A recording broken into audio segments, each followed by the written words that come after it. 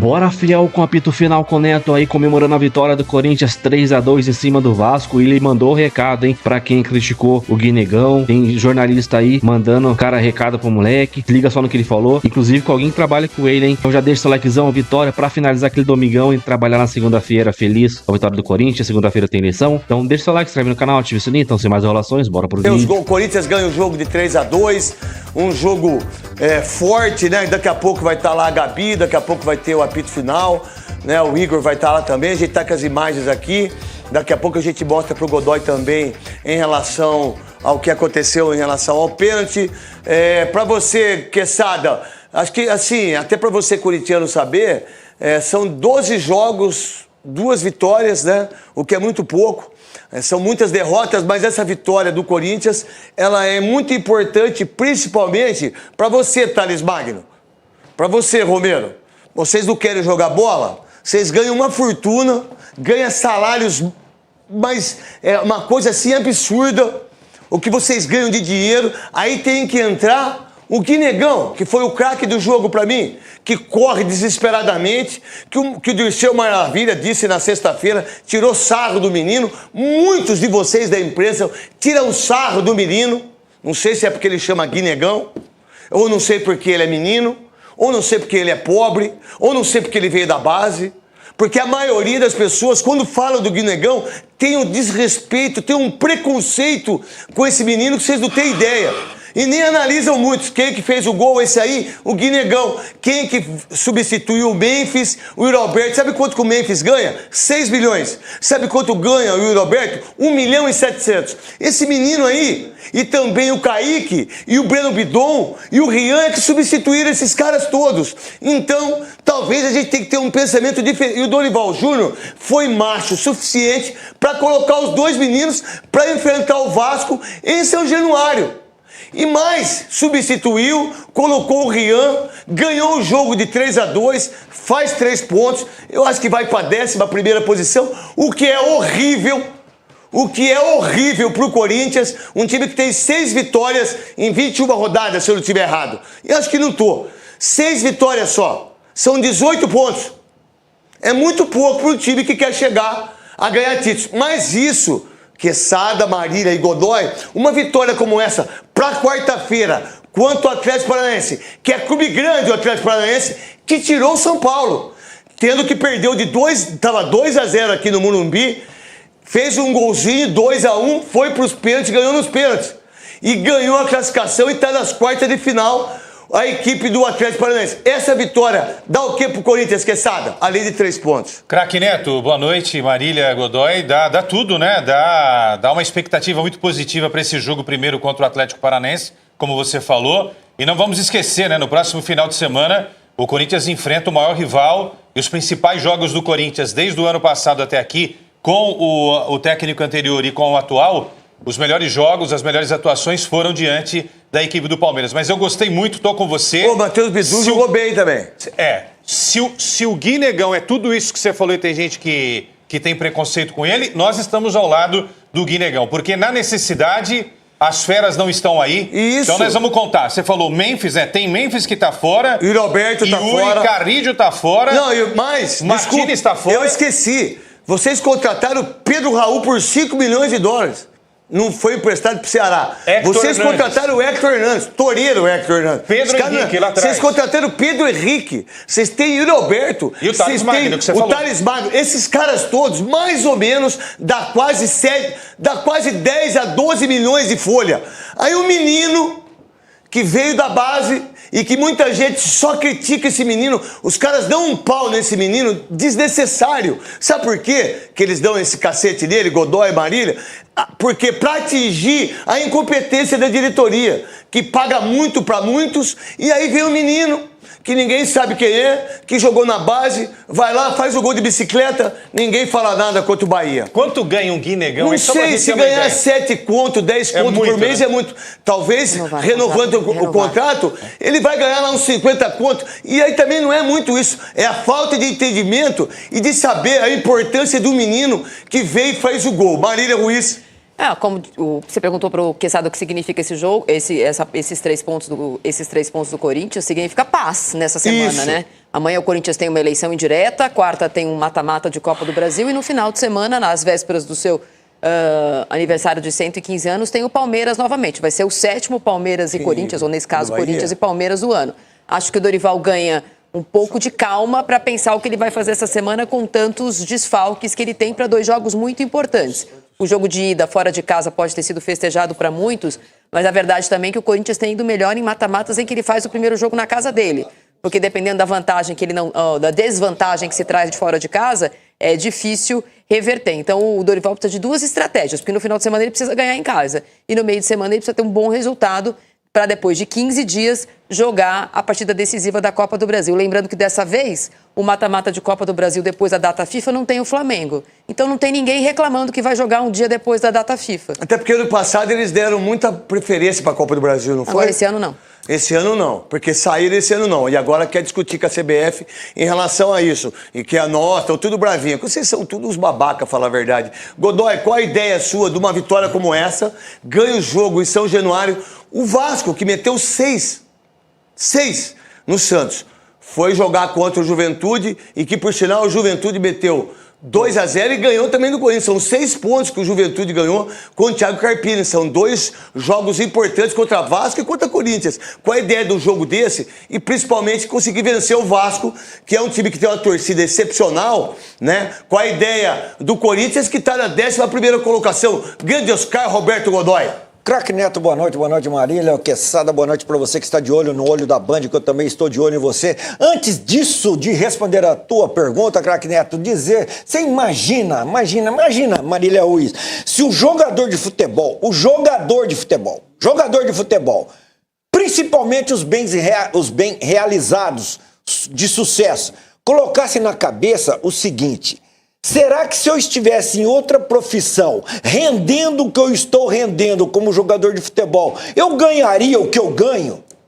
Uma boa pergunta para você, jogador de futebol, que se acomoda no alto salário que ganha e produz e rende, dá um retorno muito aquém daquilo que você poderia dar e tem por obrigação pela valorização que você tem na sua profissão. Esse jogo mostra o quanto que o Dorival Júnior é importante. Verdade. O Dorival Júnior, o técnico é importante para jogar com quem está disponível para ele, formar o time e fazer jogar como jogou. E, mas o Vasco é fraco, mas o Corinthians também não está passando essa segurança. Jogou, ganhou com méritos, foi superior e a garotada tem que aproveitar, porque é no momento em que o craque, que o pseudo-craque se ausenta, que a garotada que está esperando a oportunidade tem que entrar com vontade de mostrar aquilo e aproveitar aquilo que ele tanto esperou. E a garotada do Corinthians está fazendo, recebendo apoio e confiança da comissão técnica. Vamos lá, o Igor, direto aí do São Januário, que por sinal, uma coisa desagradável que... Ô Pedrinho, você não é o presidente aí do Vasco? Como é que você deixou os caras comemorar uma morte do torcedor botando 2009? Que foi a morte do torcedor corintiano. Como é que você deixou a torcida entrar em São Januário, colocar todas as galinhas, que é um todo mundo chama aí, aqueles que não gostam do Corinthians, a galinha preta, não sei o quê, vocês fazem isso aí, todo mundo faz isso.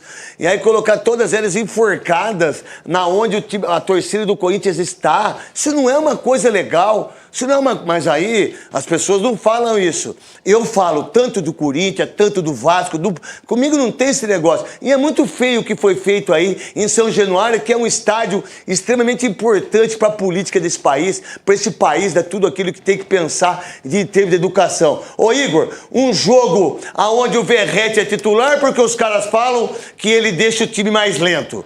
Aí tem um pênalti, quem que bate é o craque do time? Não. É o cara que entra, que estava na reserva. Quem tinha que bater? O grande Felipe Coutinho, que tem 3 gols no ano. 3 gols no ano, mas fica muito marcado pelos gols que ele fez contra o Santos. Mas ele tem 3 gols no ano. O Santos né, perdeu o jogo, depois, agora perdeu, daqui a pouco a gente vai para Salvador também, e o Vasco perde 2 jogos seguidos. Não toca o hino não, Cascão. Esse aí é só nos donos da bola. Aqui a gente não toca o hino, porque aqui a gente tem que passar a bola.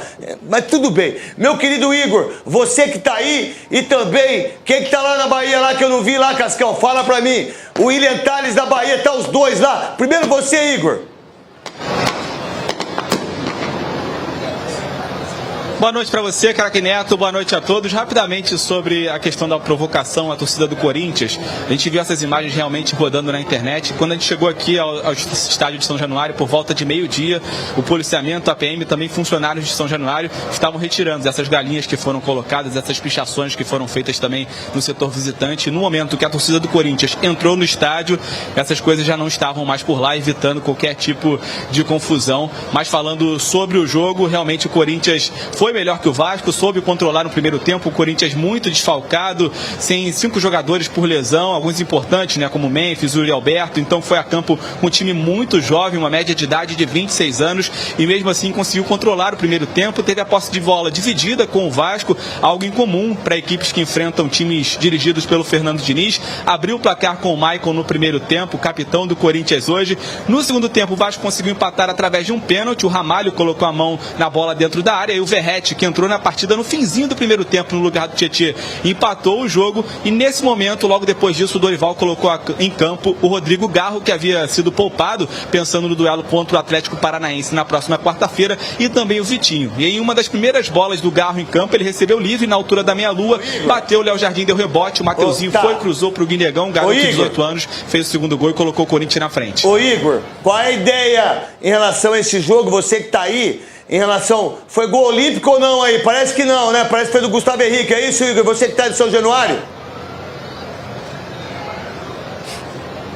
Olha, na hora que saiu o gol, a gente ficou até confuso aqui. Quem fez o gol, pela comemoração, pareceu muito mais que foi o Gustavo Henrique, realmente. Foi ele que comemorou, todo mundo foi abraçá-lo, mas foi aquela confusão na hora do gol. Não deu para ter certeza aqui, olhando a olho nu aqui da cabine, de quem realmente havia sido o gol. Mas parece que foi do Gustavo Henrique, pelo menos foi ele que comemorou, craque Neto. Tá certo. Em relação aí ao Verratti, por que ele é reserva do Vasco?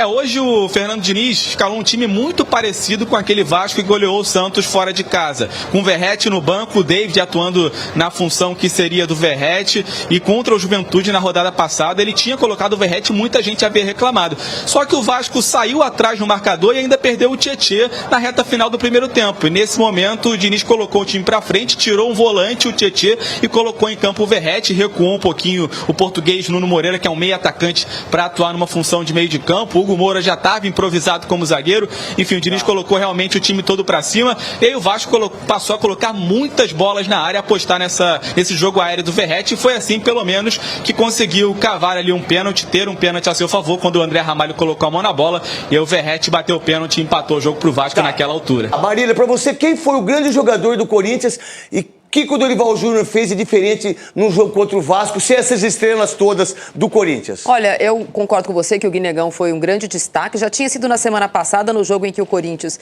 não vence o Bahia, mas joga melhor, né? Teve muitas chances de gol e eu acho que ele estava bem. 28 chances, se eu não estiver errado. O Corinthians jogou bem, eu gostei da partida dele, e também gostei da partida do Maicon. Outra cria do Terrão, que entrou num time com 4 volantes. E hoje, né, até por conta de ter que poupar o Garro para o meio de semana, com dores no joelho crônicas como ele tem, eu gostei da partida do Maicon. Agora, acho que o Matheus Bidu também, para falar de 3 jogadores, o Matheus Bidu é outro destaque, mas tomou o cartão amarelo e está fora do Clássico na semana que vem, Neto. A Gabi tá pronta lá em São Januário, lá pra mim? Pode falar comigo aqui. Tem problema quem tá todo mundo aí no Twitter, quem tá na zona, quem tá não tá, quem tá na igreja, os pastor, quem tá... Ela tá lá, mas ela já pode falar? A Gabi pode falar ou não? Então já posiciona a Gabi, porque ela já tá lá na sala de imprensa. A gente vai falar com a Gabi, que arrebentou, uma repórter incrível, arrebentou com a gente aqui na apresentação do Carlos Ancelotti. O filho dele é eu vou falar uma palavra que não possa magoar. Não é treinador para ser do Botafogo, e por isso que o Botafogo tá desse jeito. E aí, Quesada, quem jogou muito na equipe do Corinthians para você, consegue vencer o jogo e tem o grande Atlético Paranaense na quarta-feira? Ô Neto, você estava aqui falando um negócio antes do programa que eu concordo, né? Era difícil encontrar alguém que não tenha jogado bem hoje. Quem jogou mal no Corinthians hoje? Pra mim, ninguém. Eu vou escolher um, vai. Porque esse cara... Quem? Eu tenho um negócio com esse cara, porque... a jogada do gol do Vasco da Gama foi em cima de quem na lateral? Do Félix Torres? Puta, mas ó, é um sono danado. Mas tudo bem, vai. Vamos tirar da mas conta. também não perdeu o jogo. Acho que também a gente não pode ser injusto com o menino. Mas o Guinegão foi demais. Acho legal essa história do preconceito. Tem que acabar com o preconceito em relação ao Guinegão. O Bidon jogou muito bem. O Maicon, pra mim, me surpreendeu. Cara, muito pra mim. Eu critico ele É. demais. 3 empréstimos é muita coisa, mas o gol que ele fez, golaço, jogou muito no primeiro tempo e um pouquinho no segundo. Esse quarteto de meio campo, inclusive, Foi muito bem. correu muito. Aí é que o técnico agora vai ter que arranjar uma forma desse time continuar com essa pegada. Nesse gol aí, o goleiro do Vasco falhou. Sim, quando o Garro, Memphis e o Yuri voltarem a fazer esse trio, e vai acontecer ainda nesse ano, vamos ver se o Corinthians vai manter a mesma pegada. Porque hoje o meio-campo do Corinthians destruiu o meio-campo do Vasco da Gama. E vou perguntar pra você, Marília, depois eu faço outra pergunta pro Godoy. O que eu gostei também, fazendo o jogo pela Rádio Craque Neto, é o seguinte, os dois laterais, como há muito tempo não acontecia, foram Foram na linha de fundo. na linha de Eu fundo. gostei também. Foram. E os dois gols saíram dos dois laterais. Tanto do Matheus Bidu quanto do Matheus. E aí eu te pergunto, é porque tem 4 volantes? É porque tem 4 volantes. Que a gente gosta de volante, Marília. Eu sou A gente é apaixonado. presidente do fã-clube mundial dos volantes. Pra mim, os 2 maiores volantes que eu joguei foi o Wilson Mano e Márcio Bittencourt. Márcio Bittencourt, eu acho o seguinte, o Corinthians com 4 volantes ou 4 meio-campistas mais defensivos hoje dava oportunidade para esses jogadores serem os armadores pelas pontas. O Corinthians não tinha ponta hoje, tinha 2 jogadores mais leves, como era o caso do Gui e do Kaique, o Kaique mais pela direita, e o Corinthians tinha a possibilidade desses 2 jogadores atuarem mais à frente. É verdade também que os 2 são melhores da intermediária defensiva para frente do que da intermediária defensiva para trás. Eles costumam se enrolar com a bola na zaga defensiva, mas foram muito bem ambos. E eu acho que a partida, como eu citei aqui o Maicon, é importante a partida do Maicon, porque sem o José Martínez, o Corinthians vai precisar de um segundo homem de meio de campo. É o Ranieri com alguém. Mas o Ranieri joga muito. Não, mas ele vai precisar de um segundo. Não, lógico, mas e eu ele acho joga que muito. esse segundo, antes de ser o Charles, vai ser o Maicon. Cara, o Ranieri joga demais. O Godoy, a nossa câmera não é uma câmera que ela te dá uma condição muito legal pra você ver o pênalti que o VAR deu, chamando o árbitro. Pela imagem que nós temos aí, não dá pra marcar pênalti, não. A bola passa pela cabeça do jogador da frente, tá muito próximo dele. Nossa, Godoy, Ele por tá isso indo que você é um bom. Cara, é uma injustiça marcar um pênalti desse. Mas foi porque é o Corinthians. Não é porque é o Corinthians. Explica de novo. E ainda pra mim, acho que teve uma falta em cima do André Ramalho. Eu nem discuto a falta, Tá. não. Eu vejo a ação do jogador. Ele tá disputando, ele vai disputar a bola, ele tá subindo, ele não tá nem vendo a bola. A bola passa pelo jogador da frente, bate no braço dele, está no movimento normal, natural. É um movimento natural de quem está fazendo aquele gesto, ou aquele movimento, aquela ação para cabecear a bola. Então, nessa imagem que tem aqui, não dá para afirmar. Tem que ser marcado pênalti. E a minha opinião vai mais ou menos de encontro à dúvida enorme que eles tiveram enquanto ficaram analisando pelo VAR, pela tecnologia, pelas imagens disponíveis. Godoy, eu não sei se vai dar para voltar o lance, porque a câmera, tá aí, ó. Você falou uma coisa que eu não tinha prestado atenção. A bola passa pelo o atacante, Rainer. Ele tenta cabecear a bola, ó. Ele tenta cabecear a bola, tá vendo, ó? Ele tenta cabecear. O André Ramalho tá atrás, ó. E ele tá usando o aí, braço. pra mim, ele é empurrado. Então, mas independentemente do empurrão, ele tá usando. Independentemente de um suposto empurrão, ele tá usando o braço para disputar o espaço com o Vegete. Porque ele cabeceia a bola ainda. Isso. Então não pode ser marcado um pênalti, porque o braço não tá lá para interceptar a trajetória da bola. O braço tá lá disputando espaço com o braço do jogador do Deixa eu te perguntar uma coisa. Na hora que ele cabeceia a bola bate no braço dele, ele cabeceia na bola. Não deve ser marcado o pênalti quando o jogador tá fazendo uma ação de defesa, interceptando a trajetória da bola e ele mesmo joga a bola contra o braço dele, num movimento em que é completamente normal. É a disputa do espaço de braço com o jogador do Vasco. Se você notar, Neto, só para ajudar aqui o Godoy, sem pretensão, mas o Rodrigo Pereira de Lima, não tem ninguém na frente dele na hora do lance. Ele assiste, não dá, manda seguir. O VAR que dá. Aí ele continua a jogada, tem um lateral Aí o VAR dá. lateral no ataque do Corinthians do lado direito. Ele manda esperar. Ele fica 3 minutos assistindo e assistindo de novo. Ele é convencido pelo VAR. Ele não é convencido pela imagem. Não, o VAR que deu. Nem se pela análise aí, um trechinho da análise do pessoal do apito final, com o Neto, Godoy, Marília aí também o Quesada. É bem que o VAR tentou roubar o Corinthians, né? O juiz tentou roubar o Corinthians, um pênalti que não foi, o André Ramalho empurrado antes ali, né? Da bola chegar no jogador do Vasco, então desloca, ele tá de costas pro lance, a bola, cara, não sei se cara, a arbitragem aqui é muito ruim, às vezes a gente nem sabe se os caras roubam de propósito, porque é ruim mesmo, e na moral, cara, quase que tira 2 pontos do Corinthians, se não fosse aí o Guinegão e o Gustavo Henrique fazerem os 2 gols em um tempo. Era um empate vergonhoso, cara. Era um empate vergonhoso, mas cara, lance inacreditável marcar um pênalti desse, cara. Todo mundo vendo que o zagueiro do Corinthians, o André Ramalho, tava sendo empurrado ali pelo atacante do Vasco. O cara vai lá e marca o pênalti com o VAR tudo, cara. Mas vencemos aí 3-2, um vacilo no final ali. E o segundo gol do Vasco foi nas costas de quem, né? Do Félix Torres, que entrou de lateral direito no lugar do Mateuzinho. E, cara, o cara bateu o lateral, ele foi marcar, voltou andando, marcando o cara do Vasco, cara. O Félix Torres não dá, cara. Que cara preguiçoso, vagabundo em campo esse Félix Torres. E burro ali por cima é burro, né, cara? Então, mas graças a Deus o Gustavo Henrique já tinha feito o terceiro gol pra dar uma aliviada. 3 pontos importantes. Agora, próximo jogo na quarta-feira, Copa do Brasil. Manter essa pegada com essa molecada aí. Eu gostei, cara. Desde o jogo contra o Bahia ali, mesmo com a derrota, cara, o Kaique e o Guinegão jogaram muito bem. Hoje o Guinegão mais um gol do moleque aí, começa a dar confiança. E que bom, cara, porque daí ele vai ter mais chance quando o Yuri voltar. Ele começa a entrar mais. Eu não sei se o Memphis também volta na quarta-feira ou só contra a porcada no final de semana. Mas, cara, gostei da molecada. O moleque tá começando a se sentir confiante dentro de campo. Então é isso, cara. Vitória importante. Deixa seu like. Vai, Corinthians!